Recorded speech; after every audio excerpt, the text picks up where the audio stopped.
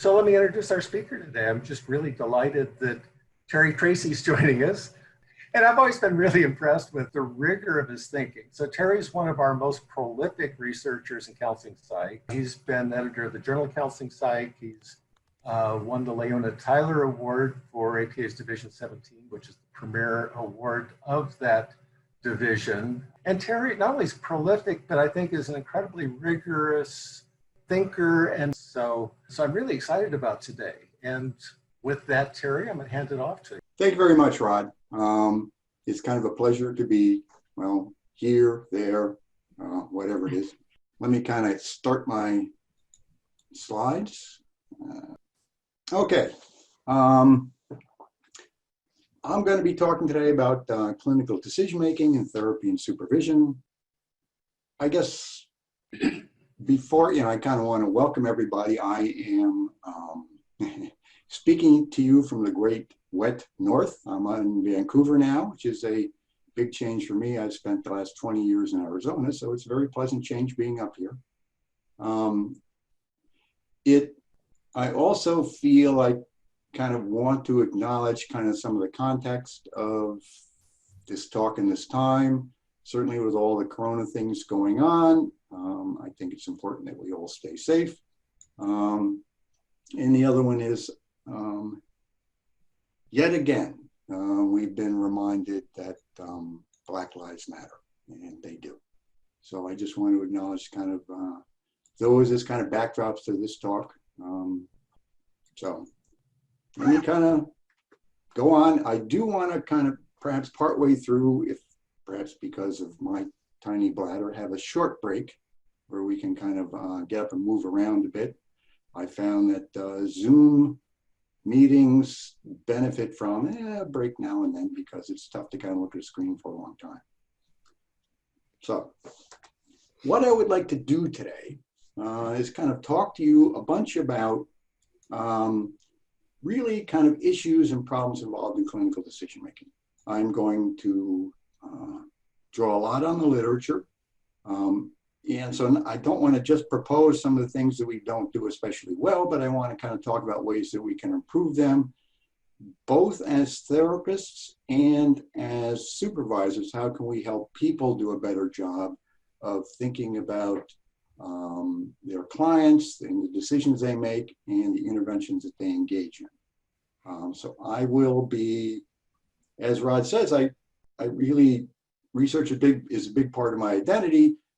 And this presentation is based upon research results, but I'm not going to be highlighting the research. I'm going to be trying to talk about examples and how it manifests itself, and really kind of giving you a feel for the sorts of things you can do. If you have questions, please feel free to use the chat. I am finding that chat does not highlight for me, so Rod will have to kind of cue me and interrupt for kind of chat questions that you have. So anything you feel that would be appropriate to ask, go ahead. So let me give you a little bit of a historical context of some of the stuff I'm talking about and kind of go over some of where we're at currently.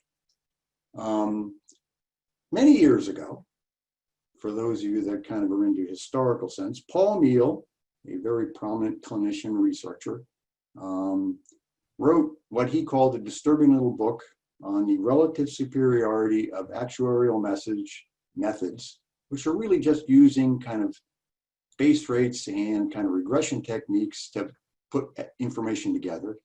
And he found that this was superior to clinical intuition in terms of predicting diagnosis, in terms of predicting treatment applications, in terms of predicting prognosis for clients, and in terms of predicting behavior outside of therapy. So this was a rather sweeping condemnation of clinical decision-making. And as you could guess, many people got very upset about this. And it, like many things that weren't necessarily nice to acknowledge, it kind of went into the background. Not many people even know about this book. It has this sort of approach, has also been picked up and furthered by a bunch of other people, Robin Dawes and Garb also more recently. But really, the literature for this is rather large. There are hundreds and hundreds of studies. And I'm always struck by how little we know about them because they kind of raise some difficult issues. So all of these studies about the superiority of simple actuarial methods relative to clinical methods, there was a whole lot of criticism. And that led to kind of some subsequent research. And so one was, well, you know, these studies didn't really look at the experience level. You're looking at kind of novices, not well-seasoned, experienced clinicians who have good clinical knowledge. And over easily 50 studies, the results haven't supported that experience has any effect on this result. It's still there. Terry, would you give a quick example of what an actuarial approach would actually look like? Okay, so a lot of these studies, so what we do is you present a client and to kind of, you know, case materials we have on a client. So the simplest one is the case materials we have on a client. You know, and that includes background information and things like that. So an actuarial method is just be pulling out key pieces of information and adding them up. That's all it is. Does the person have, has the person been in therapy before, for example? Very gross kind of index. What sort of difficulties is the person experiencing? And an actuarial method does nothing more than just, oh, here are 1, 2, 3, 4, 5 things. And so here are 5 things, and that predicts these behaviors better than a clinician sitting down, culling through all of this information, looking for things, and I've even included clinical interviews, looking for these things using my acumen of kind of understanding the client, see how they talk, and putting that together in a nice picture. And it still isn't as predictive. So one of the other things is, you know, clinicians' confidence. Well, we all have to make a lot of decisions about clients. Some of them we feel good about. Some of them, well, I don't know this client as much, or this client isn't really in my wheelhouse of expertise. So when they look at that, that also didn't change the results. And indeed, to some extent, there was even some studies that showed a negative result. So the more confident I am, the worse I am in terms of being accurate. Well, and so some of the other criticisms were these are artificial situations, and some of the early studies were pretty artificial. But then they looked at real clients coming into real clinics, and the results didn't change. And then there were some fancy ways of putting this information together using regression, or some simple ways, and that didn't change either. So all of this, literally, these hundreds of studies basically cast some doubt upon what we hold near and dear, our clinical skills or our clinical decision making. But there really has been kind of zero impact of this research on clinicians. And I think part of that is because there really is little awareness of these things and little knowledge of these things, because even though there's a lot of literature out there, many people, I'm often surprised, are unfamiliar with this literature, and really, if they are, it's at a very cursory level and it's dismissed. It shouldn't be. I think there are some key pieces of learning that can help us improve. Also, some of the stuff I'm going to be talking about today in terms of clinical decision-making or decision-making in general and the problems with it aren't unique to therapists. I'm going to be talking about general things that kind of go on in many professions. Similar issues have been found in medical diagnoses. Similar issues have been found in kind of trying to understand stock market fluctuations. And you've been following that. Good luck trying to make sense out of the stock market. But we do make some similar kind of errors in all of these domains. So another more recent study that kind of summarizes some of this is a study by Samuel, and they looked at kind of meta-analysis of diagnosis and prediction. And what they found were clinicians had fair diagnostic agreement with each other. That diagnostic agreement went up somewhat with more experience. So with more experience, we tend to agree with each other a little bit more. There was uniformly poor agreement of clinicians with self-rated questionnaires. So MMPIs or other questionnaires. The clinician agreement with the questionnaires would improve if the clinician used a standardized interview. One of the stuff we know is that we do a better job diagnosing, we get better information if we use a standardized interview. So that's where you see some more agreement with these questionnaires. But perhaps most telling, these questionnaires were far, far superior in terms of predicting grade, predicting how well people will do, predicting how well people will do in treatment, diagnosis accuracy, and outside behaviors, difficulties or how well the person's doing outside. So the questionnaires do a much better job of that. And what they found was clinicians add little above and beyond that. So our clinical knowledge isn't, while it's based upon some different things, it's not really adding anything. And so again, I think that should make us aware of the things that we need to pay attention to. And so that's what I want to talk about today. So why is it that we don't do so well? I think one of the reasons is actuarial prediction and clinical prediction are kind of two different things. Actuarial methods, it's basically you're looking at general trends and general predictors, and you're looking at behavior probabilistically, and you're trying to look at it over a whole bunch of cases.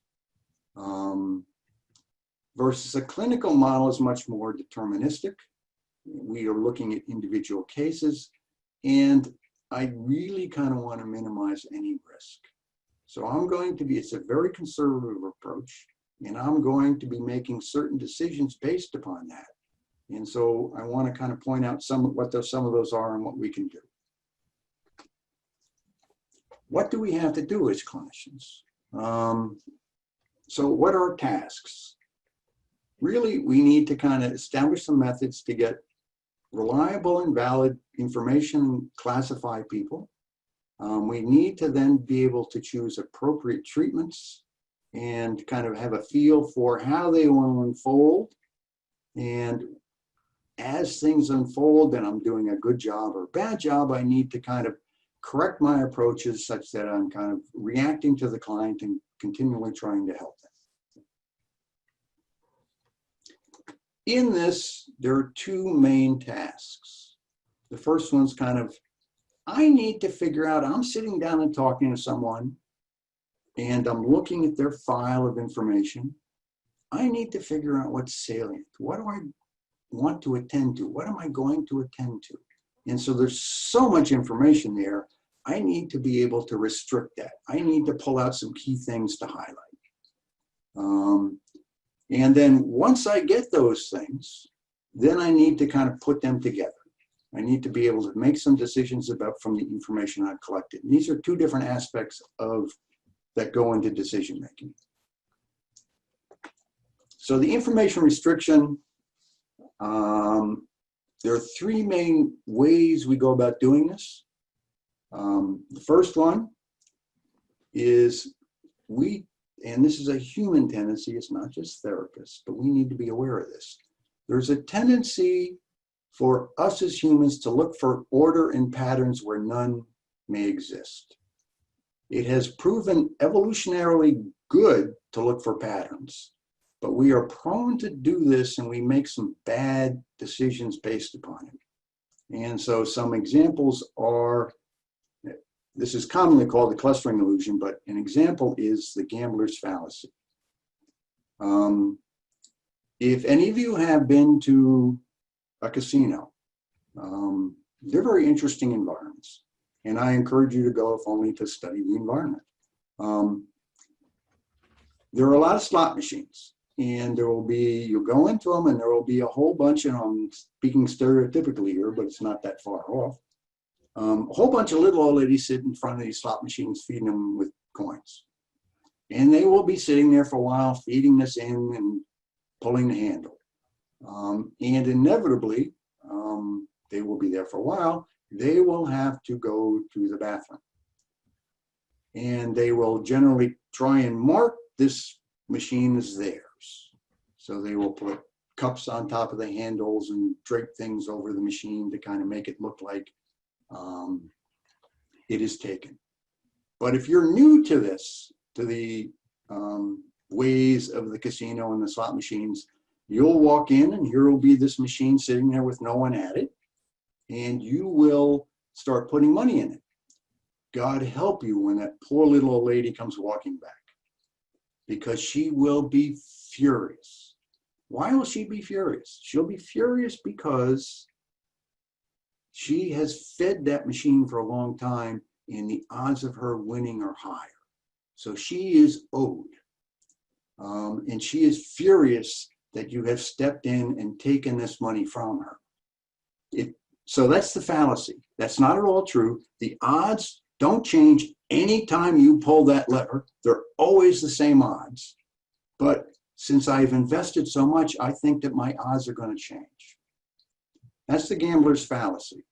And it's held real true. Another example of it is for those of you with sports knowledge. This is kind of a universalism. You hear announcers, players, coaches talk about the hot hand. Give so-and-so the ball. He's got a hot hand. He's going to make that shot. Got to give so-and-so the ball. Put so-and-so at bat because he's got a hot hand.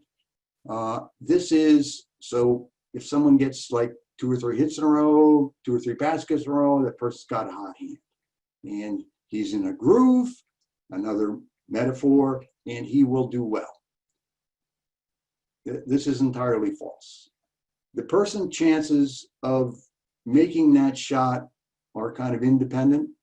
And so if so-and-so's got a hot hand, so you feed Michael Jordan the ball, if any of you watched that recent ESPN series, which is actually very interesting, you feed Michael Jordan the ball at the end of the game because he's got a hot hand, that has nothing to do with it. Michael Jordan makes 80% of his shots. It's 80% without all those other things. There are people that have actually studied this. They have tracked every basketball player in the NBA, every baseball player in Major League Baseball, and looked at any time they come up to bat, is the probability of they're getting a hit independent of the previous several times at bat or several shots. And without exceptions, there is no evidence of a hot hand. So if you want to see the websites on this, they're pretty interesting. Just type in hot hand, and all of these things have been examined. So what this is an example of, we're looking for patterns, but they're not there. And this is a big one. Terry, yeah. Let's stay with that one for a moment if we could. So to apply it to the work these folks are doing in their day-to-day lives with clients. Yes. What would those perceiving patterns look like with respect to their clients? Well, pretty much anything. If if 2 things kind of happen together, I'm going to start associating those things together. And so that's kind of what I'm trying to just be sensitive to.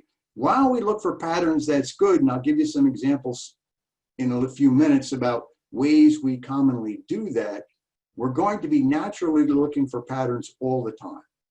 And so I'm going to try and highlight some ways that we do that more specifically, and then kind of what we could do to change that. So this is more of just a general introduction of just patterns. Great, thanks. Another thing I'll be referring to throughout is a human tendency to seek confirmatory evidence. So what we do is, if I think something's true, I go and look for evidence that it is. And that's a wonderful thing we do, but the problem of doing that is I really do not see any information that kind of will contradict that. So I'm only looking to confirm things. And so, and that's good if I look for confirmatory evidence. And if I find some confirmatory evidence, that increases my confidence, but it's kind of erroneous. So let me give you perhaps the most obvious example of this is someone who is paranoid. If I think someone's out to get me, or if I think people are out to get me, I look for any conceivable instance that that is true. And as we know, if either being paranoid or working with paranoids, there is always something you can find. And then as soon as I find that, my confidence is increased and I know that this sort of thing is going on. Versus if I'm paranoid and I thought, what would I need to see that would show me that I'm not paranoid and that this person's not out to get me? There's a whole bunch of different information, which I would see right away and realize, no, I have little basis on which to be paranoid. But paranoia works because nobody looks for evidence that it isn't there. They only look for evidence that it is. And even though the pro evidence might only be 1% of the stuff out there, I'm not looking at that out of the 99%. So I make inaccurate conclusions and I become confident in my inaccurate conclusions. So what we wind up doing is what we wish to be true, we wind up believing is true. So here's a good example. And those of you that can't quite read this, it says, the doctor saying, of course, this could be confirmation bias for me wanting you to get sick. So it's a good example of a confirmation bias. In the final ones, these are very general ones, and I'll get more specific. Obviously, I think we're getting familiar with kind of the use of preconceived biases, and these can have an effect, particularly with regard to clients, on over-pathologizing. While we all are somewhat familiar with this, the literature continues to kind of have evidence that we are still subject to all of these. We kind of tend to over-pathologize based upon social class, gender, sexual identity, ethnicity, and race. These are still continuing issues and we need to be very sensitive to in terms of working with people. So the specific things I'm going to talk about are kind of heuristics. And these are the underlying things that kind of result in some of those things I was just talking about, the clinician's illusion, gambler's fallacy, things of that sort. These are based upon the work of Kahneman and Tversky, two psychologists. And Kahneman is the only psychologist to win a Nobel Prize. And he's the only psychologist to win a Nobel Prize because there are none given in psychology. He won it in economics because his ideas apply equally well in economics. Tversky did not receive a Nobel Prize because he had died before it was given out. Nobel Prizes not give out any awards posthumously. Their model is based upon a dual processing model of the brain. So we have kind of two modes that we operate in. One is a slow, deliberate, rational, logical examination of things and make decisions based upon that. And the other one is a very fast, efficient, heuristic model where things are processed real quickly to be efficient, and it has served humans well. But given that haste, given that speed of processing, we often make very bad decisions. But we can't make all of our decisions using the slower, more deliberate, rational examination, which is why heuristics are around and why we have them. But they can get us into trouble and we need to be aware of them and kind of check them now and then. So I'm going to be talking about heuristics and give you some examples in clinical work. And the three most common ones are representativeness, availability, and anchoring. So representativeness is, in theory, kind of pretty straightforward. So if I see something, I see a client behave a certain way, I take what I'm seeing, what I'm pulling out, and matching it to some sort of relevant category. So often these are things in my memory, things that I'm familiar with. So how similar is this client to other clients I've had? How similar is this person to other things I've read? So I'm trying to match it to something. So this person perhaps could be paranoid. So why would I say that? Well, he's kind of similar to this other client I had as parent, or similar to this reading I just was going over. So I'm matching it to something. And I do that, and I do it very quickly, and I'm not always aware of how much I'm doing that. The problem with this is, and it has several holes,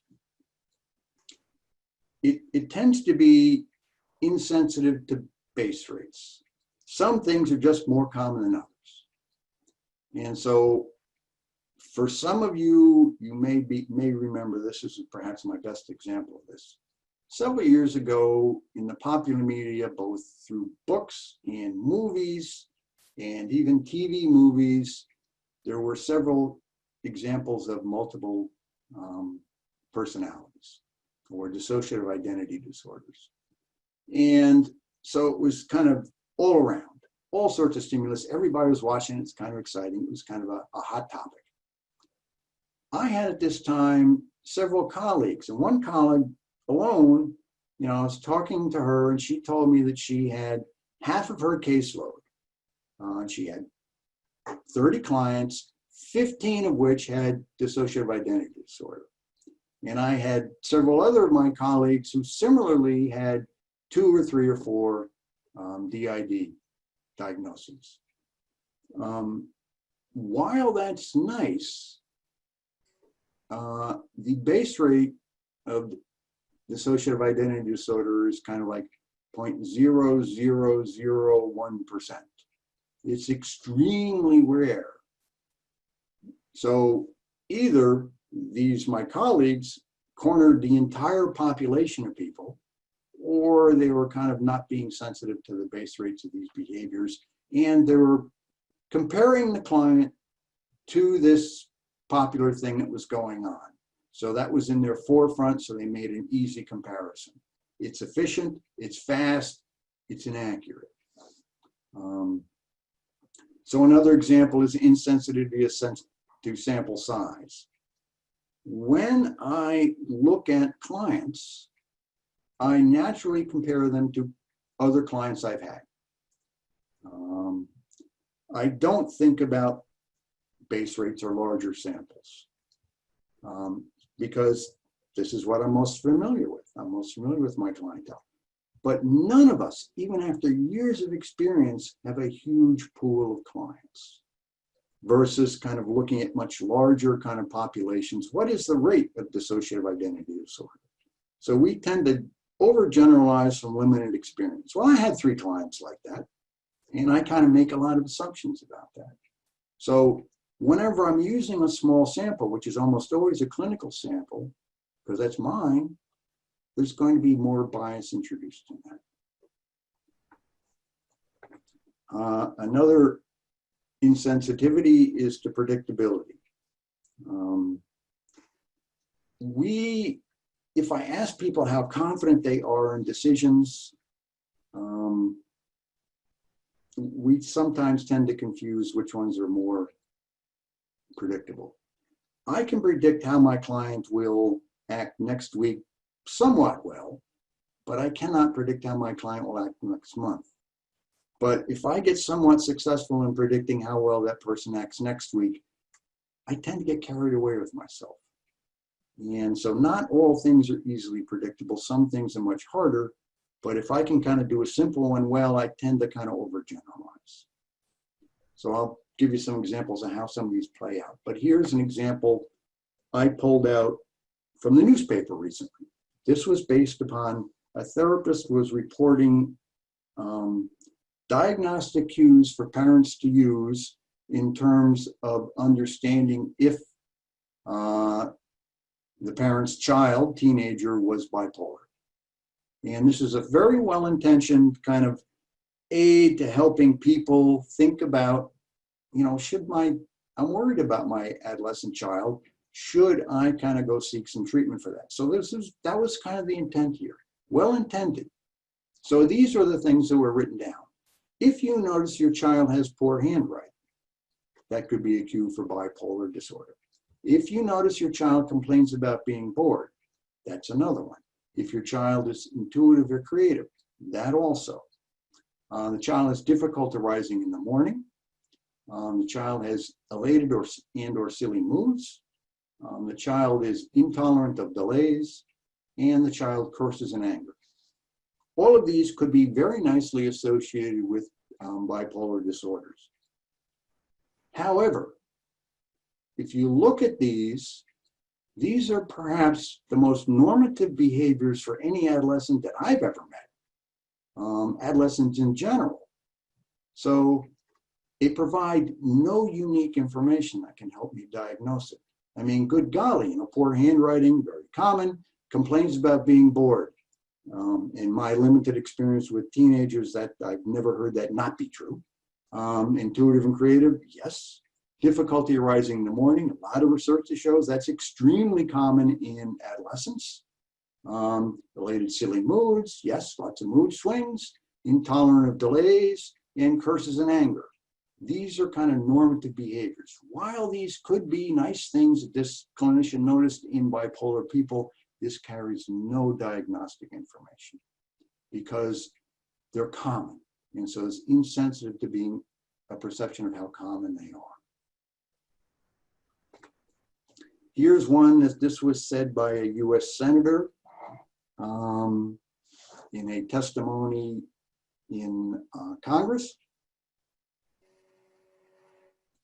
And it was in response to someone claiming that there are equal number of murders in Iraq and in the District of Columbia.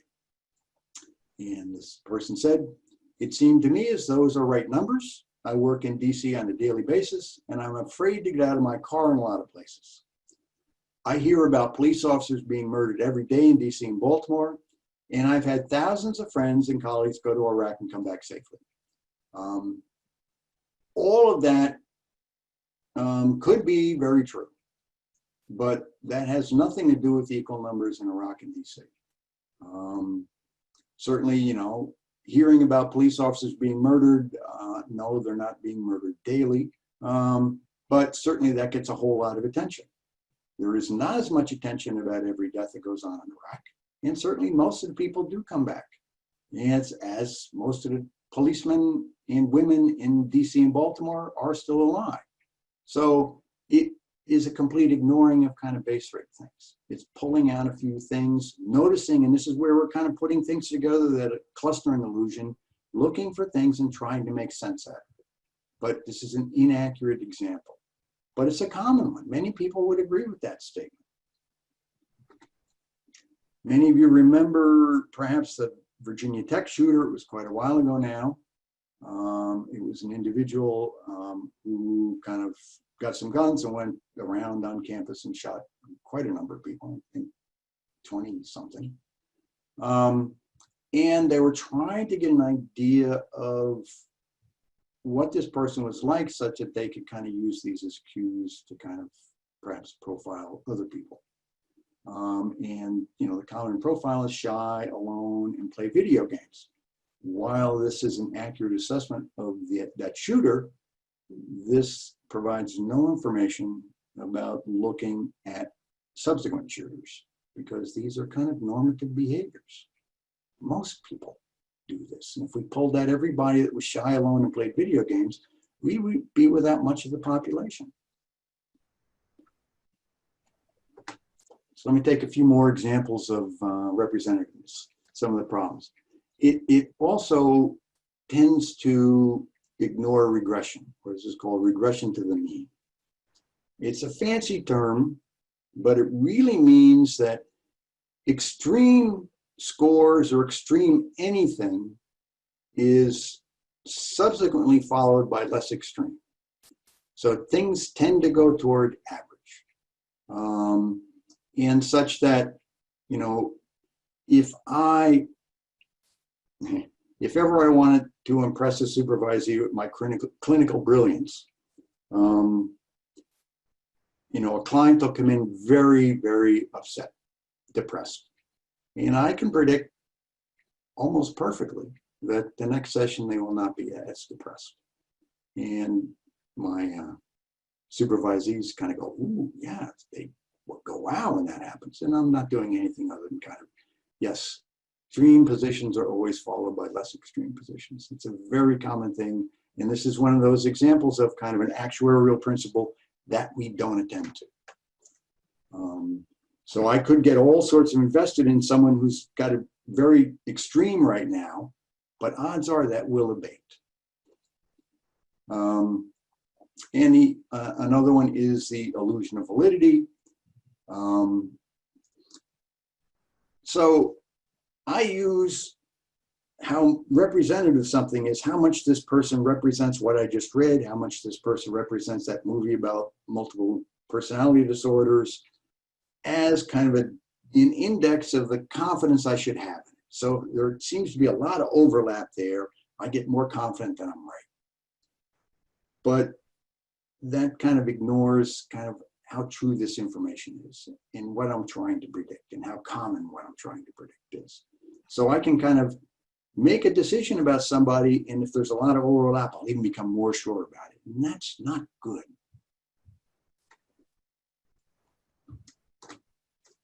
Let me talk about another fancy sounding term that is very, very common in clinical decision making. It's called reverse conditional probability.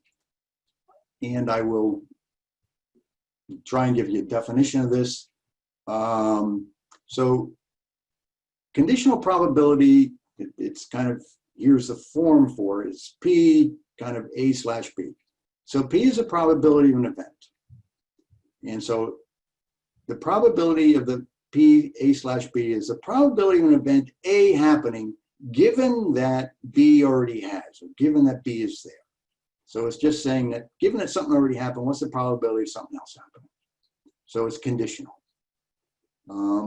And this happens all the time. We use this, but the point I want to make here is you just can't switch those around. They are not equal while they make sense. So the probability of A given B is not equal to the probability of B given A.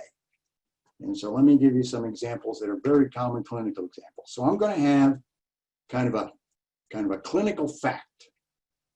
And then I'm going to talk about how that gets transformed into a cue for diagnosis. So the first one here is, when I was being trained, this was kind of clinical truism and lore. It's based somewhat on research. And the research is they tracked people who committed suicide, and they tried to go backwards to kind of look at what was it that they did beforehand that was associated with their killing themselves.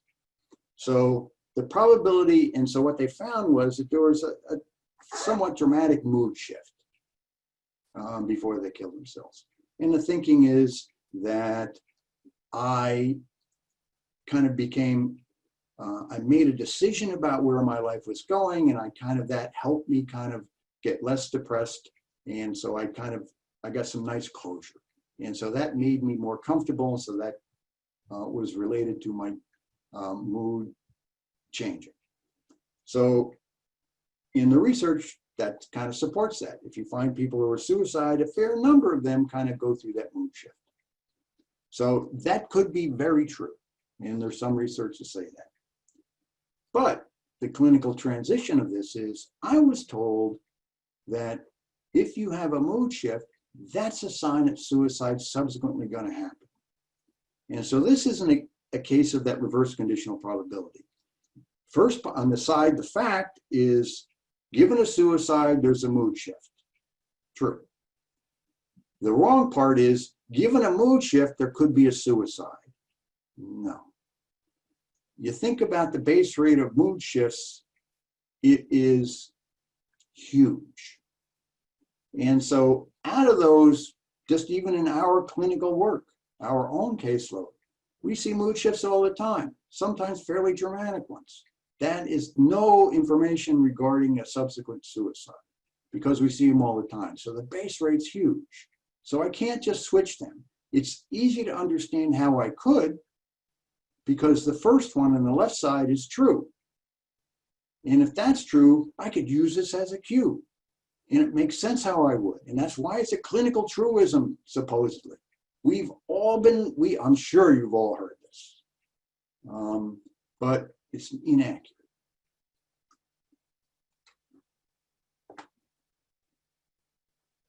Okay, here we go, another one.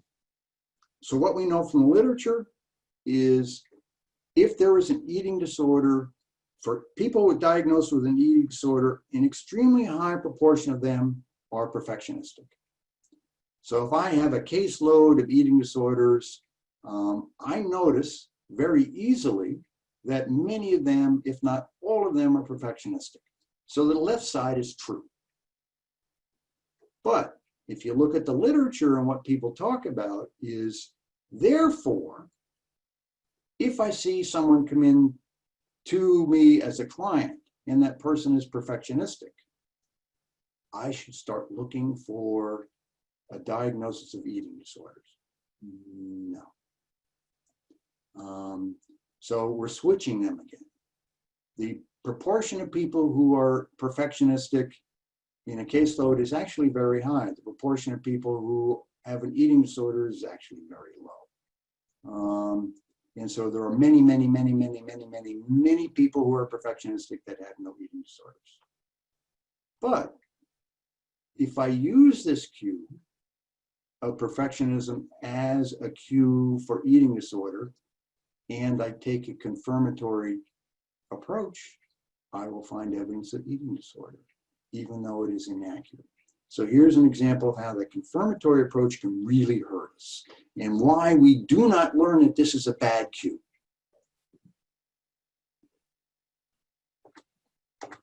Another example, got this also from the literature. As we know, one of the things that people who are diagnosed with PTSD experience is kind of a depersonalization, where you kind of are not part of the behavior or the action going on, where you can almost, the person is almost outside themselves looking at the behavior that's going on. And so there's a fair amount of research documenting that people with PTSD have experienced depersonalization. And so that has been, if you have experienced depersonalization, that's used as a sign that you should be checked out for PTSD. The proportion of people who experience depersonalization is actually fairly high. If you think about it, the example I often use is if you've been in an auto accident. You can see it coming in some ways. You're almost there, but not there. You can't really do anything, and you're just kind of watching it occur, and you're aware that it's going on from a somewhat detached position. This seems to be an almost universal experience of many accidents. It's a wonderful example of depersonalization, but that doesn't mean you have PTSD. So we need to be careful about that. But again, if I thought that's a cue, I can kind of go get confirmatory evidence and again, make another inaccurate diagnosis. Another kind of truism for obvious reasons, if we have people who have been sexually abused, we notice for obvious reasons, there is a great amount of interpersonal mistrust. And that certainly makes great amount of sense, and it's a real characteristic of people that have been abused because they have a hard time appropriately trusting others.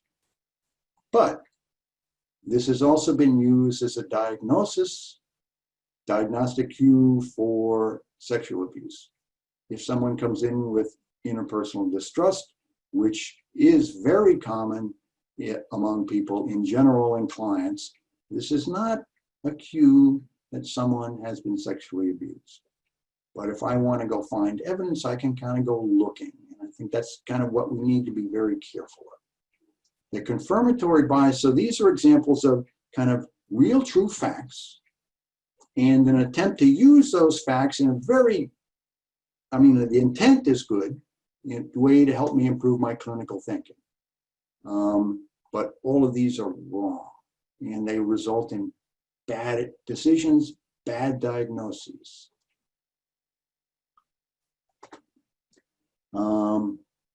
Okay, So let me kind of move on a little bit to availability. And this is, and these aren't separate, these are all related. When I try and do representativeness, one of the things I'm doing there is I look at my client in front of me and I refer to things in my memory that are similar to this client. And as we know, our memories are somewhat flawed. So we need to kind of take that into account when I'm relying on memory. It's not good. And we know from the research that our memory and the stuff I pull up is related to mood, imaginability, vividness, and exposure. So mood, we're all familiar with the fact of state-dependent learning and recall. Whatever mood I'm in is going to determine stuff I can pull up. And kind of the simplest example, if I'm depressed, I am really good at pulling up every failure that I've ever experienced and every insult that's been directed at me. But if I'm in a good mood, I'm really hard pressed to pull them up. So my current mood means I'm going to be pulling up certain things from my memory about this client, which are really more of a function of me than they are the client. And so if I'm feeling particularly happy, I'm going to be pulling up certain things relative to this client. I'm feeling particularly bad, I'm going to be pulling up things. If I'm feeling scared, if I'm feeling hassled, this is going to affect what I pull up. And so we need to be real aware of kind of our states and kind of questioning if I'm making an attachment or a representative claim for this client, could I really kind of be off on that because of my mood? Because that's going to set certain base rates right off the top, just how I'm feeling. Imaginability is one, and this one really I see a lot in supervisees. Supervisees are, as you would say, appropriately scared of even the remotest idea of suicide. And so one of the things I've often found is soon as that supervisee even thinks about the possibility of suicide, even though it's kind of like has not at all, no bearing in this case, the person can't get past that. So it's the imaginability of it that kind of drives the stuff I start attaching it to. And so I start looking in a very confirmatory way for all kinds of evidence that this person could be suicidal, even though that is a very low base rate behavior for this client per se. It's there because I can imagine it. Not that it's real, I can imagine it, and that makes it even more real. Category vividness too. The things that are most vivid, or perhaps for us, if we're using our caseload, our most extreme clients are the ones we continually refer back to. Those become our base rate because they stand out. So the ones that have been scariest, the ones that have been most difficult, the ones that have been most resistant, the ones that have been most insulting, those are the ones we often come back to because they're the most vivid. The more general client, the run-of-the-mill clients, these are the ones that don't get pulled up. So I'm not looking to compare the current things against those, even though there are a bunch of them. We naturally pull up more vivid. And relatedly, just exposure.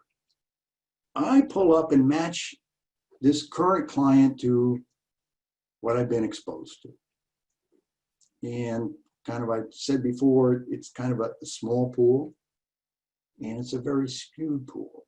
And so our clinical samples are extremely biased. And so this is called the clinician's illusion. I think that I have a good grounding in what mental health is. I think that I can understand what mental health is and what people are really like. And I base that upon my client load. So, and to some extent that's true, but let me kind of give you a picture of what happens. So I set up a new practice. And let's say I am comfortable enough, this is just for an example, that I only need to work 4 days a week for 4 clients a day. And so I just want to show you what happens to any kind of caseload. You could fill it in, same thing happens if it were larger.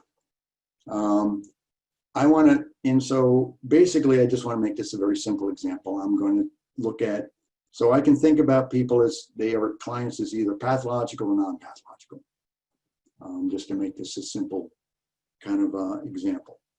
And for new clients coming into my practice, I don't think it's an inaccurate assumption to say pretty much it's about a 25% new clients are pathological and the rest are not pathological, dealing with kind of adapting to situations, more temporary or situational stress, a lot of things that go on that people need assistance with.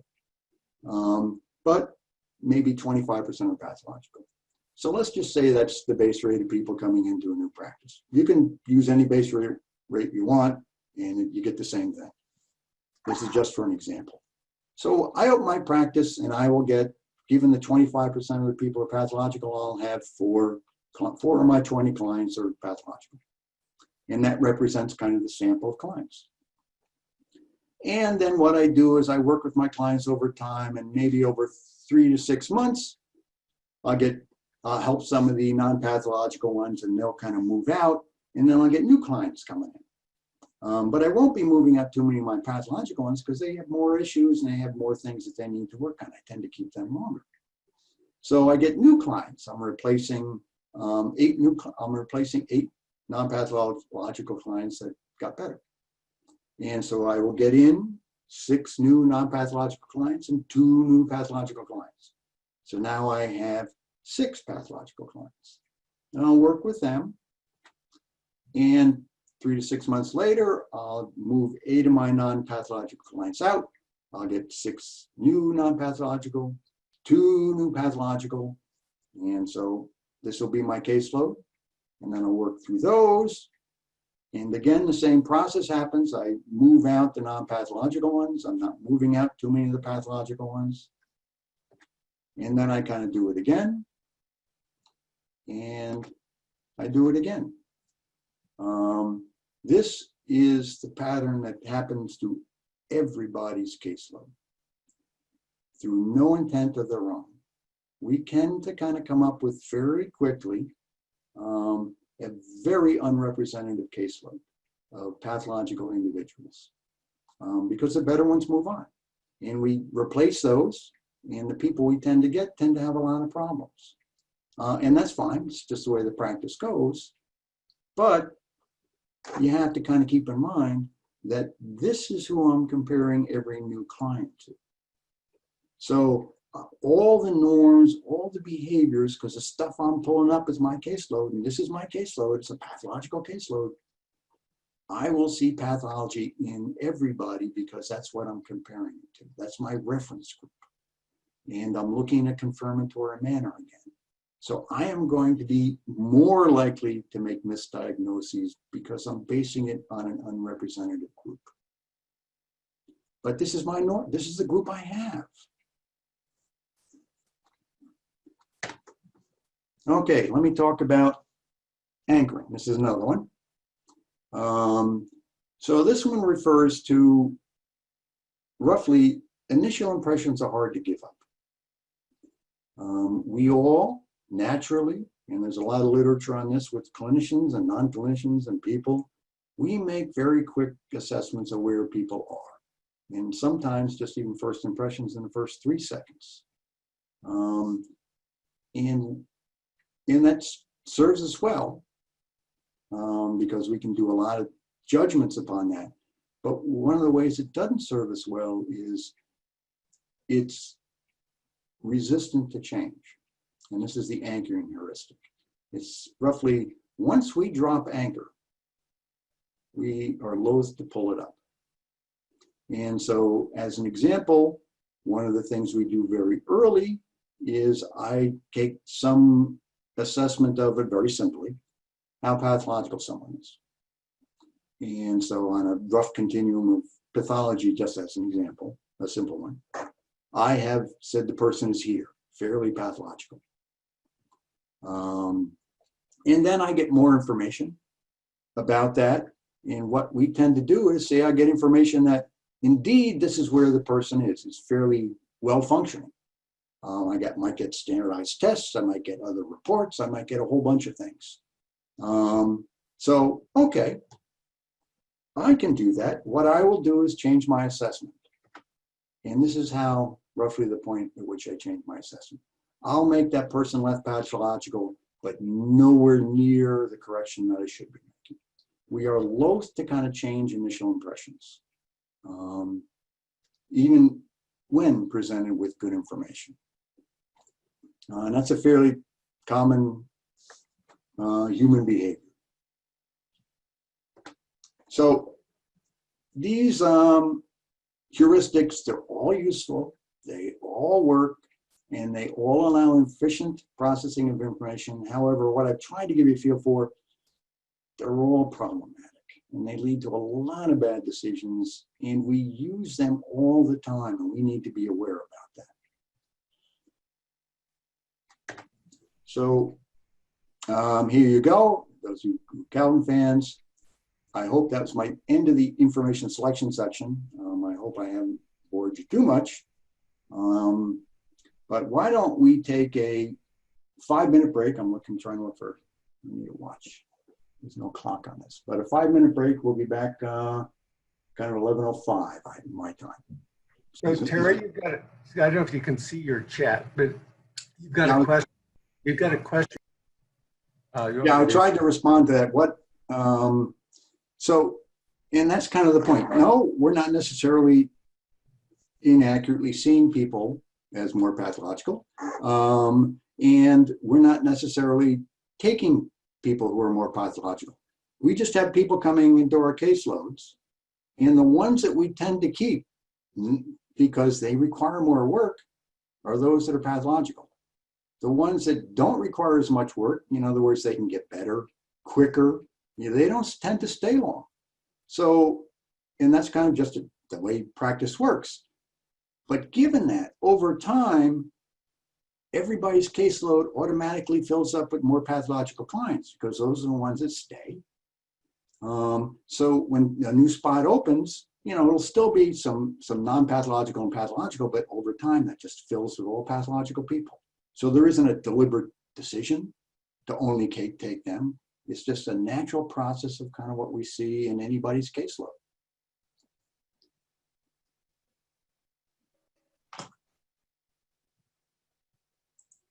There we go. Any other questions? Because I don't get to see the chat when I'm in presentation mode. None yet, Terry. Okay. Okay, let me talk about information aggregation. So we get all this information. And so I get to see all the stuff that the client's doing. I get to see perhaps background information. I get all of that. What do I do with it? I pull out certain things. I look for, as I talk about some of them inaccurately, bad cues to use as a diagnosis. I try and compare it to things in my memory. These are why we make mistakes. But even what I pull out, sometimes I can pull out some good stuff, but then how do I put it all together? How do I, if you will, shuffle this stuff together? And it's difficult because if I have a lot of information, it's hard. And so one of the reasons is that we tend to ignore different validities. So if I have, say, 10 things I'm looking at, some of them are much more valid than others. So for example, what we know about kind of assessments and self-rating questionnaires or the MMPI, client fills out a questionnaire. If you're using a semi-reasonable one, these are valid. They do a better job than we do. We should put a little bit more weight on those. But lots of times we kind of take all this information and we kind of stick it together. One of the things we see from the research is we, as individual clinicians, are not even consistent in terms of how we put things together. And so what they did for this was they gave clinicians, very experienced ones, not just novices, clients and client information to kind of make some diagnoses, make some predictions on. And one of the things they found was that the clinicians didn't even agree with themselves the next week. Excuse me, Terry, do you have slides Is it not showing? you're not showing? Oh, I'm sorry. Okay. I'm not sure why it's not showing. Okay. Where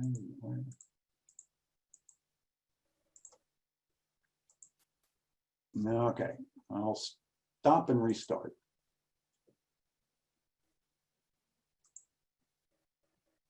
Now is it showing? No. No? Okay. Oh. Where did you go? Let's try it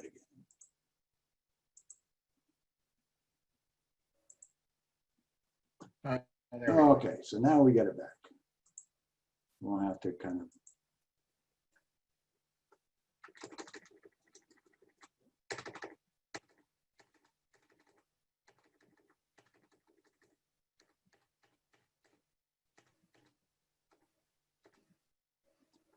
Here we go.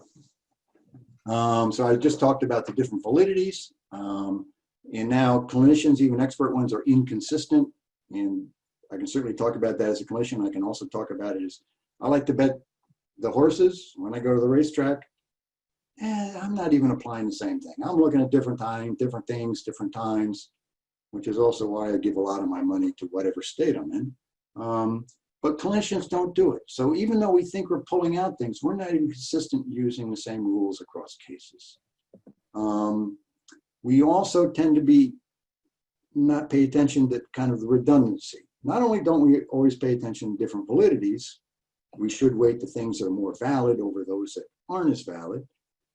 Sometimes if I have like 5 predictors, 5 indicators of somebody, of a client's, say, pathology, 3, and so I might have say a test, I might have my clinical sense of that client, I might compare them to my caseload, I might have someone else's impression of the client, and I could have a certain other information. Certainly how that person presents is kind of, those are 3 things that are kind of highly related to each other and are somewhat redundant. But if I see 3 things, even though they're measuring the same thing in the same way, I tend to put kind of too much credence in the 3 indicators, even though they're the same. So I ignore redundancy instead of looking at, what am I adding here? What's unique? How could I use that? We all are insensitive to the regression effects. In other words, more extreme things are followed by less extreme things. And, bottom line, it's real hard to combine a lot of these things. They're all in kind of different metrics. They're all different things. Some you have real scores. Some you have a gross yes, no. Some others you have, well, a kind of yes, kind of maybe, kind of no kind of thing. So it becomes real difficult to put them together. So it's not surprising that we have some difficulty here. And so here is a depiction of kind of what what a clinician has to put together if we graph this stuff. And so the caption says, I'll pause for a moment so you can let this information sink in. In some ways, that's what we are having to do as clinicians. It's an extremely difficult thing, and so it's not surprising we don't do it that well. So what do we do with this? So even with the information we have, we're not real good at putting it together. And I also want to say, I'm not trying to damn clinicians. This is a general human tendency. You can see this in pretty much most any profession. We're not unique, but it has bad effects when we think about applying it to our clients. And we can do a better job. So what do we do? First, get quality information. We do know that many assessments, they focus on validity. And that's important. So those are good pieces of information. My clinical sense is good too, but I tend to overvalue that and tend to undervalue very valid information. So as much as possible, get quality information, get normative assessments, and that gives us information about how rare or not this person is, how uncommon. That kind of gives us some information on those base rate things. That helps us not get too carried away.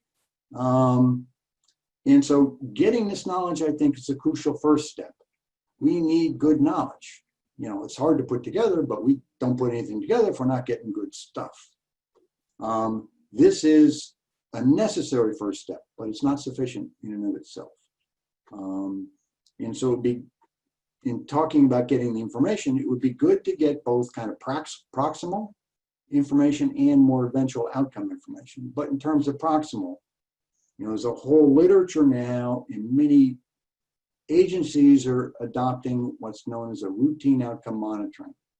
And that is where you take some assessments of kind of usually symptomatology, and you give them out every session. And the benefits of that are it's very proximate. I am getting very good feedback as to how this person's doing over time and right now. Whereas I don't always get that by just my clinical sessions. Clients can come in and talk about what's going on with them. They're not real good at kind of presenting a full picture. And unless I take a lot of time to get a whole bunch full, complete picture, I might not always have a good grasp of how things are going on the outside. And generally, we can't do too much of that because we got other things we're kind of focusing on. But if I had a good piece of information, I can kind of use that. And actually, some of the literature shows that if we give that information to therapists, they can do a better job with kind of working with the client. Also, we want to get that distal information, distal outcomes. Where's the client wind up? If I use some of that and I try and rely less upon clinical intuition, and roughly clinical intuition is heuristics, then I can do a better job of making decisions. So some of the key questions when I get this information, some of the key questions that I should be asking myself is within clients over time. So is this client improving? If I get this weekly kind of assessment of symptomatology, do I see the client getting better? Is the client getting worse? If the client's getting worse, I'm really going to have to start doing some different things. And so it provides me some feedback about kind of at somewhat of a gross level about what's going on. But without that, I just keep doing what I'm doing and thinking I'm right. I need information to tell me that I'm not right. Because again, I am going to be looking for information that I am right. That is a general tendency of confirmation. I want to know about across clients. Is this client doing better than others? Is my work with this client doing a better job than my work with that client? It provides me information about who is going well, who is not, which ones I need to perhaps pay more attention to. Across time, and I'll talk a little bit more about this, but I think this is the key assessment. We all end with clients, and we all make some sort of assessment about how well we think they did and how well we think they will do when they're away in the wild, if you will. And that's kind of where it stands. So when I end with a client, I make my assessment about how well I did, what kind of job did I do, and how well they're going to do in the future. And that kind of I use as kind of a validation of whatever my practice is, my techniques I use, and my thinking about that client. One of the things I found crucial, and for my caseload, is I contact people 6 months later, sometimes a year, and ask them how they're doing. I want to get information, was I right? Did I really have a good grasp of what's going to go on in this person's life? And one of the best things about it was it provided a bunch, ego insulting, a bunch of disconfirmatory information. I thought this client would be doing a hell of a job. And I find out later now that things were not going well. Similarly, some clients I thought were really kind of marginal wind up doing very nicely. And so the good thing about that is it made me go back and relook at what I was doing. It made me go back and rethink. And without that knowledge, I wouldn't be doing that, and I'd be applying the same old things that I've always done. So this is good information to get. It helps me correct things that I have not done well. Another one is across therapists. How do the outcomes I get compare to those of other therapists? This one is kind of a fascinating one, and one that we are loath to do or think about. There was an interesting study done a few years ago. They got a sample of therapists, and they asked them, what is relative to all the therapists, what is your percentile rank? So in other words, in terms of outcome with your clients, where are you? Are you among the top 5% of the therapists? Are you at the bottom 5%? Where are you? For those of you that kind of can harken back to an old radio show called Prairie Home Companion, there was a story about a community called Lake Wobegon, where everybody was above average. Therapists are that way too. None of the sample of therapists rated themselves below the 50th percentile. We are all above average. Somebody else, maybe it was just a bad sample. All those bad therapists are out there somewhere, but they weren't in the sample. The average percentile was 85. So all of us are above average. So we think we're doing great. We are not. We need to get corrective information. So if I'm not there, I need to know that so I can start doing some things. But without information, I don't know that. And I think kind of the clinical decision making, that perpetuates this idea that we're all good. Because I don't look for disconfirming evidence. I make a lot of my heuristic decisions and I'm looking for confirmation. And so I don't learn that. I may not be the best out there. So what I can do with this information when I get it is, and I will argue strongly for adopting a scientific attitude. And that basically means making some hypotheses about what I think to be true and then testing them with clear ideas about what I would see the evidence that it's not true. And this is becoming popular, engage in reflective or deliberate practice. And I want to talk a little bit about that. So there's a lot of literature on deliberative practice. This comes out of the expertise literature, and it really, studies of dancers, musicians, chess masters, sports people. And what they found was that repeated engagement in specific core behaviors is extremely helpful. And so, if I'm a musician, I just spend hours practicing that piece. If I am a tennis player, I spend hours practicing my backhand. If I am a dancer, I spend hours going over the different moves. So these are the things that's kind of what they talk about deliberate practice. I break it down into subsequent small pieces and I practice them until I have them down. And that's been advocated very much for some of the things that we do. Our key aspects are kind of often interview skills, interpersonal behaviors, empathy, confrontation. Practice these, get them down, hone them. However, one of those things we know about, at least with regard to expertise, how much of our expertise is attributable to that. And this is a meta-analysis that was recently done. For games, 24%, a lot of it. You do a lot, you spend the time, you get better. For music, you spend the time, you get better. For sports, you spend the time, you get better. For professions, nothing. 1% of the variance. That's basically saying, so there's something other there. So it's not just practicing these key components. So Terry, just very quickly, I know Scott Miller was going to reanalyze that McNamara data. So I don't know where that is right now, but of course, he was dismayed by those results. Well, and I think that's true. And it is dismaying because that's kind of how we're thinking about doing it in deliberate practice. But let me kind of talk about why I think those are accurate. So sports, music, not that they aren't extremely difficult to do. Indeed, I cannot do anything in music. But there I have a skill, and if I can do that, it really pays off. But some other domains, and that's the professional ones, are much more multidimensional. So it's not just having the skills.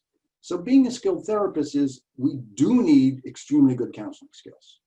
We do need to be able to have good empathy skills. We do need to have reflection. We do need to have confrontation. We do need to have some good interpersonal skills. Emotional intelligence is an example. We do need to have that.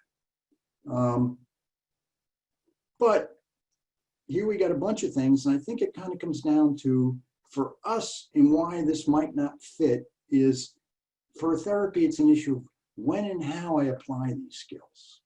It's not just I can do it and I plug it in. I know when I need a backhand. It's an obvious thing. When I kind of confront, when I kind of reflect, is less clear. And that is kind of, I think, the key to the clinical decision making. And I think that's kind of the problem with some of the deliberate practice is it's focused on the basic skills, but it's not focused on how and when we use them. Is this the best time for me to be doing this with this client? And that's kind of where, that's the clinical decision making. That's where I kind of need to decide how to apply these things.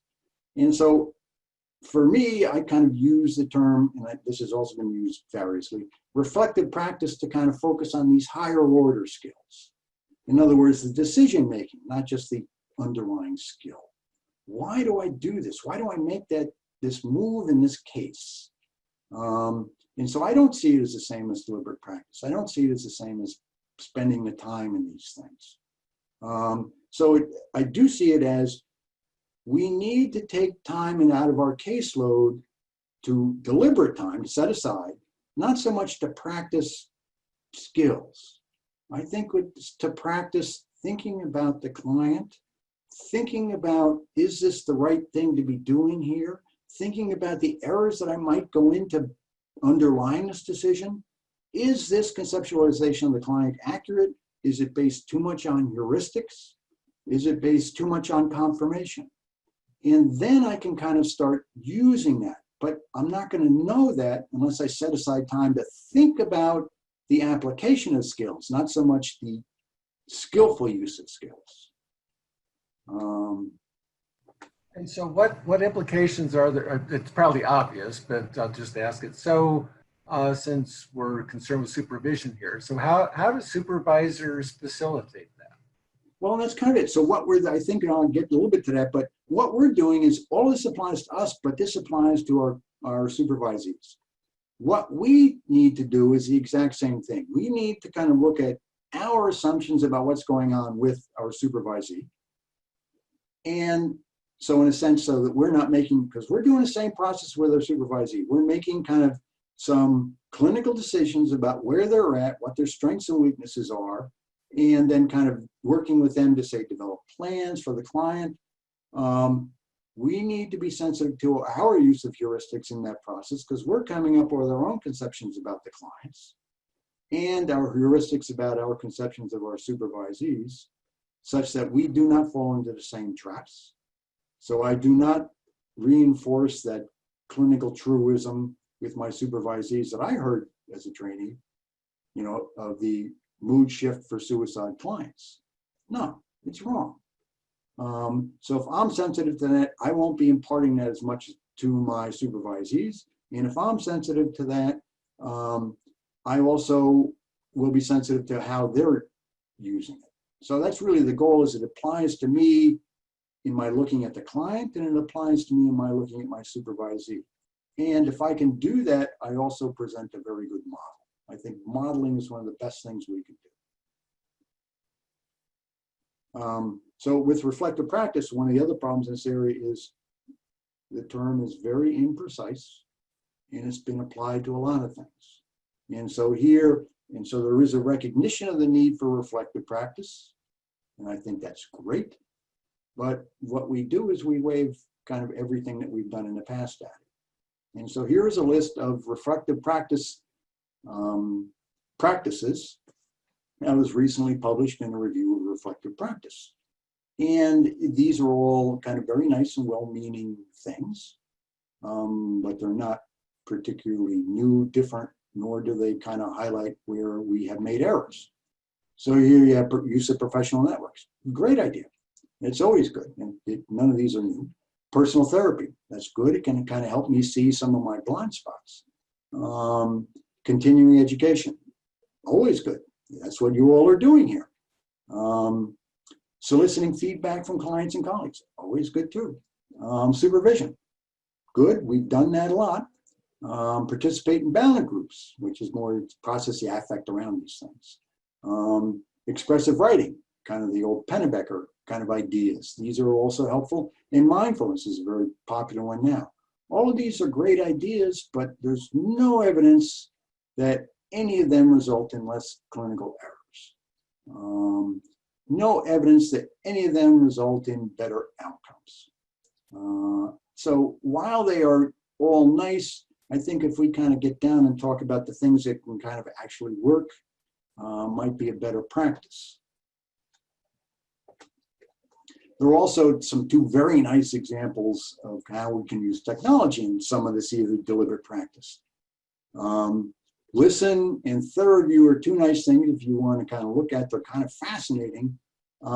They provide practice with specific skills, and they provide feedback of how well you did. And so it's a very good, it falls into that deliberate practice kind of model, and they are very good, I think, at kind of that basic skills enhancement. We can help you do a better job of being empathic. And I think they do it, and they do it well, and so the early data is somewhat promising for them.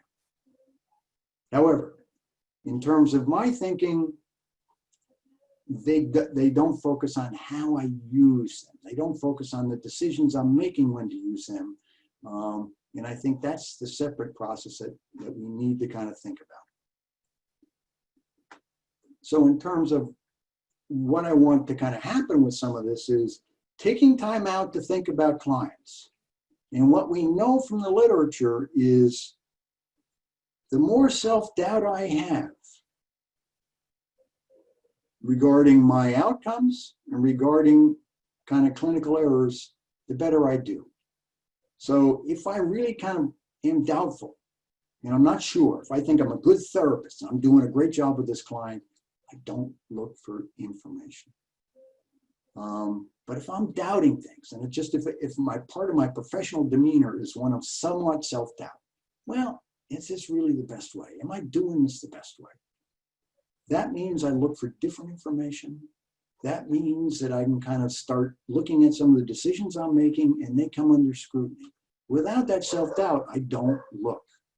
And so it's that it results in better outcomes and better decisions because I'm looking for more information. So we know that from the literature.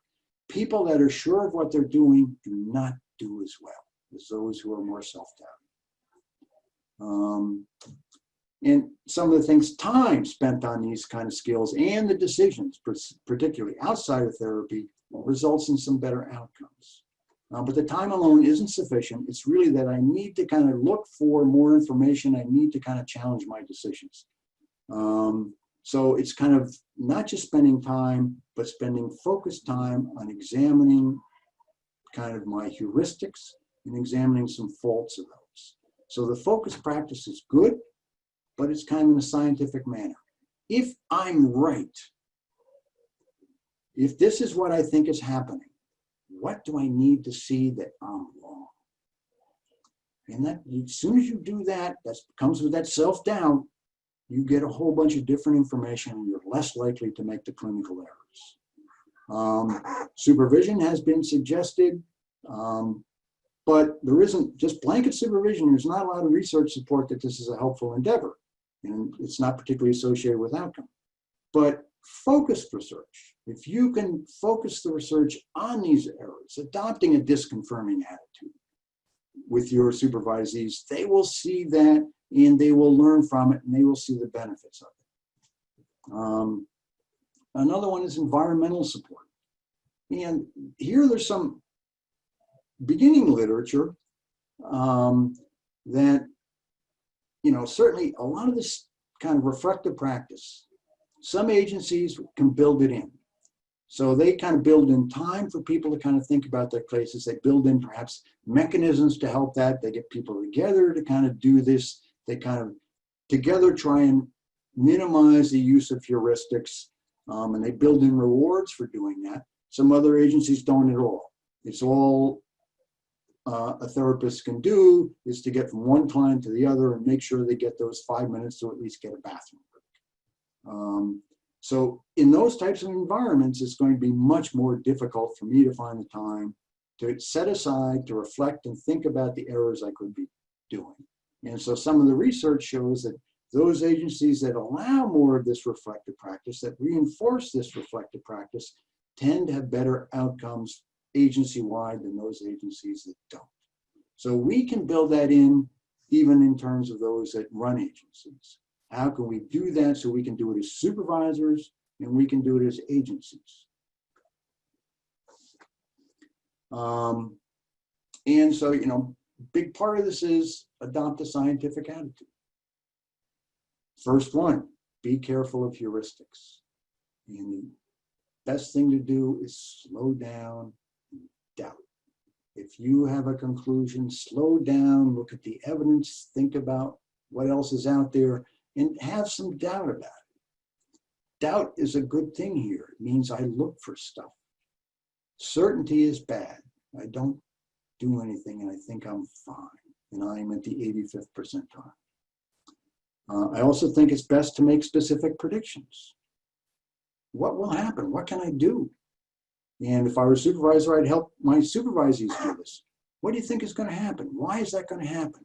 What do I need to see for that to have evidence that that's true or wrong? And I want to teach disconfirmation.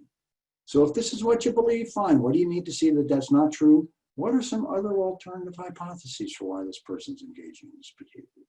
That always is a good thing to get your supervisees engaged in. It's a good thing for all clinicians to get engaged in. Doing that, and there's a bunch of research that's supporting that, just getting people to disconfirm and think about disconfirming and generating alternative hypotheses has very strong debiasing effects. People make much better decisions just engaging in that alone. And so that's been found across a variety of venues and in clinical practice. Always it's a good idea to think about base rates. How common is this? How likely is it? And if it's real likely, ease off on kind of giving it a whole lot of importance.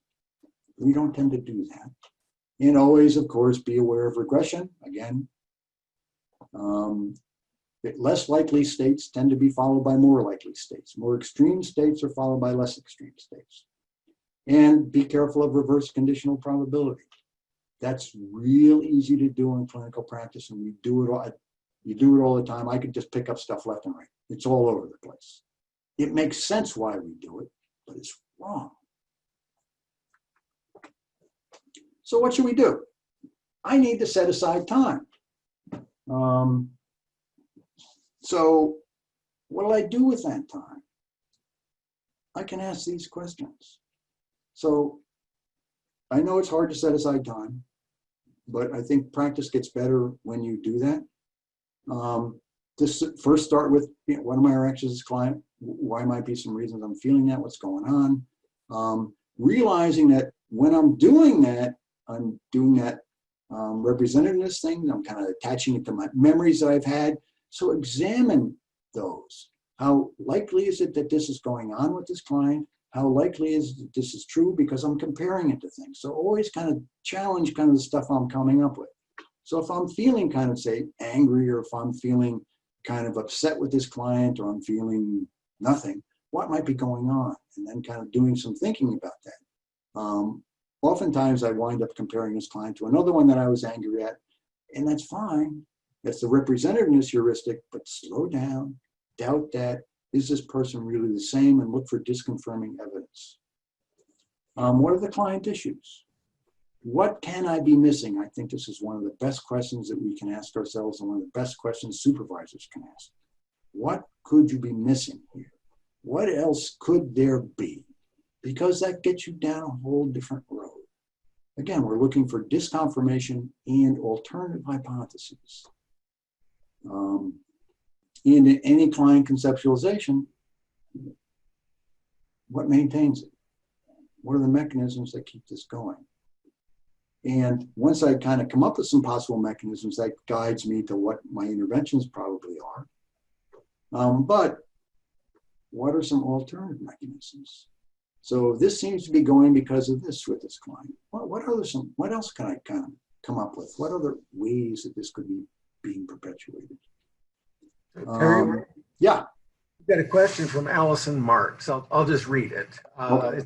It's about persuading administrators, I think. So a lot of time, the environmental support is being determined by administrators. Yep. In addition to the service provision bottom line, many administrators are interested in risk reduction related to liability. Is there any direct studies or data we can steer them toward that support the idea that moving toward reflective practice for clinicians and supervisors reduces liability? So, well, in terms of, I think that one's, I don't know of any. The literature I know is kind of more new. There is support for increasing outcomes broadly. We need much larger, much more cross many agencies to come up with being able to say that, say roughly, suicide or risks of that sort. And we need more variance in terms of agencies that would be endorsing this. Because right now, a few agencies endorse it because it's a luxury. And the agencies are under so much press to crank people through that these are not things that they often do or see the value of. So I think the only arguments that I can provide with regard to research right now are with respect to better outcomes. So it pays out in terms of getting people better. And that's only one index of kind of outcomes. Risk assessment's another one. But in terms of getting people better, you set up an environment, it helps with that. So I would love to say risks are down, but I don't know of any literature there. Regrettably. Let's see. And certainly, okay, so I'm going through questions to ask both as a clinician and as a supervisor. So if I come up with a mechanism that I want to focus on, how will it change? And then what do I need to see to know that it is changing? So I need, whenever I kind of plan an intervention, I should be planning an assessment of that. What information would tell me that it's working? What information would tell me that it's not, which is even better? And to do that, I need to be as specific as I can, because what I'm trying to talk about is the importance of feedback. And feedback is important if it gives me specific information. If it's general, it doesn't always help. So if I say this person will do X, and I don't see X, I'm doing something wrong. And so that's really what I want to get information on. I want information on when I'm doing things wrong, rather than when I'm doing things right, because that doesn't help us as much. One of the other things, and I see this a lot in practice and a lot in supervision, and this one I work real hard on my supervisors to talk about, it is very easy to come up with explanations for clients after the fact. And so generally the way it works is a supervisor will come in, we'll kind of develop a set of hypotheses about what keeps this going. We'll kind of design kind of a intervention plan for this client. And then we kind of do some things, and then the client goes out, and the client comes back the next week, and it may or may not have worked. And then we kind of hone our clinical conceptualization of the client using the information that happened. And the whole process of our work together is we're kind of after the fact honing our clinical conceptualization. But that process doesn't do anything to get rid of that clinical conceptualization. It's only being tweaked. It's much more beneficial, much harder to kind of specify beforehand what should happen. So if I'm doing this week, and I'm getting you to focus on perhaps your drinking behavior, and I'm doing it in this manner, I should see this pattern over the week. It should go up or down based upon my conception. And I specifically has ideas about how much. Then I can come in, you come in next week and I ask you about what happened. And I might have those questionnaires of kind of symptomatology. And then I look at, did that actually happen? And I'm looking for evidence that it didn't, because then I'm wrong. And then I need to kind of go back and restart. My quality of my conceptualization goes up hugely the more I make a specific prediction, the more I specify what I need to see and not see, and then I get feedback. If I don't do that, there's no feedback. There's no input that I'm wrong or right. And I'm looking for, and we don't like to do this, I'm looking for information on I'm wrong, because that tells me I can do something different. There is, so a lot of what I'm advocating is kind of a scientific approach, hypothesis testing, looking for alternative evidence, and you're building this kind of ideographically for each client. And that the reflective practice helps me do that. I take time out to think about this client. I take time out to think about how this client's similar to different other clients, challenging heuristic associations. And I build a conceptualization of the client. What are the client's issues? And what are the mechanisms that keep them there? And then I kind of make some hypotheses about what I can do, what I will do. And then I'd set them up beforehand and I see if they work. And I look for disconfirming evidence. And then I gather information after I do something and see if I'm right or wrong. And if I'm wrong, I rethink things. I modify it, because that's what I really want to be doing. I want to be always kind of thinking about the different ways that I can help someone. And that's where that doubt comes in. If I kind of carry around some of that doubt, like, I'm not the best clinical, I don't have the best clinical intuition. It is noise, right? I got to really look at these things. That's healthy to have. If I start getting kind of cocky, boy, I'm on fire.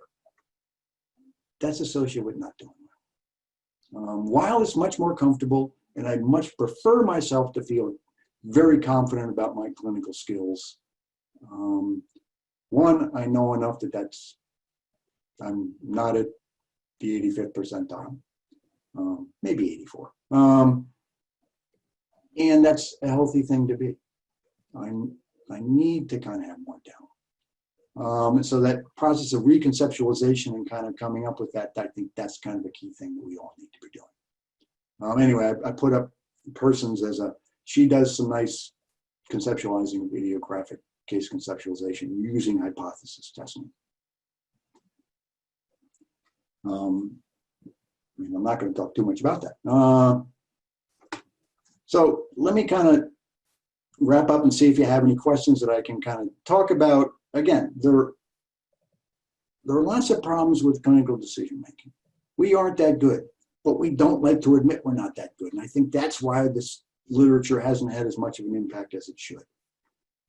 If I could get you as a therapist, you as a supervisor, to just adopt a more doubtful attitude about your skills, I think you're going to be somewhat surprised at how much better you get. But it just sounds kind of hard to do, because I don't want to doubt myself. I want to feel great. But when we doubt ourselves, we slow down, we engage in that more deliberate examination, we look for information, and it's always good to look for information, and it's especially good if we can kind of look for disconfirming or alternative information. So what we can do is sensitize your supervisees to just heuristics, and it's fine to have them, but they lead to some problems. And then you can kind of show them how they can approach thinking about clients. So in some ways, what we're doing there is, I think, teaching them where the errors are. Of course, we got to be sensitive to those ourselves first, but teaching them where the errors are, teaching them approaches to deal with it such that they can walk out of there when their time with you and apply those things elsewhere. I mean, in some sense, that I think that's the best thing we can do, because we can give them the tools to provide for very good and skillful practice. One of the things I think supervision does and can do is it can provide the vehicle for that kind of reflective practice. You're teaching them what they can take out of there and apply for themselves, and you might even help them do that. How could you do this yourself? Outside, when they're done with supervision or when they're done with you, because that's the things we can do. We want to give them things that make them better. So it's demonstrating with them and modeling with them and teaching with them. So I kind of went through that a little bit quick now. It's a little bit fast, not too bad. Questions, things I can kind of ask. So let me kind of get to Alice Crawford asked a question. Let me see if I can, I see I've got the option of allowing her to talk. So Alice, I think you've been given that. You've been blessed, Alice. Oh, I'm just so honored. That's my goal.